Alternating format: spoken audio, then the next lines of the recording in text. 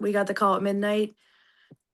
Yeah, and it was just really shocking. It all happened on November 21st. Tori Good tells me her sisters, Christy Hoover and Katie Weitzel, were driving back home from the hospital.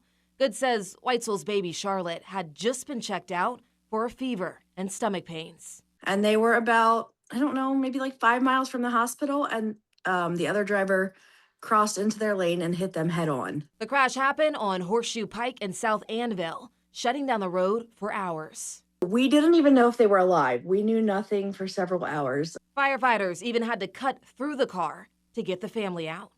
My sister Christy was sitting directly behind Katie, so she was pushed back on top of her.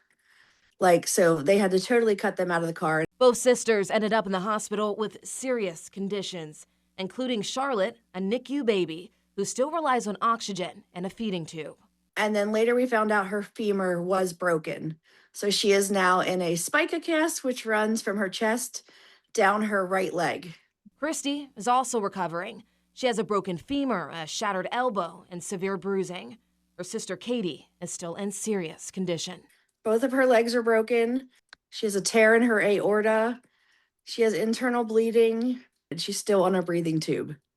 So that's really hard. And even through all the surgeries and uncertainty about what's ahead, Tori says mistakes happen, and they're choosing to focus on healing. We give them forgiveness. It's not their fault that mistakes were made. We harbor no ill feelings against them. It was an accident. I did reach out to South Annville Police Department to learn the cause of the crash and if any charges will be filed, but they say it's still under investigation. However, if you would like to help the family, a fundraiser has been set up. It's already raised over $13,000. You can find the link on our website at cbs21.com. In the studio, Kennedy Miller, CBS 21 News.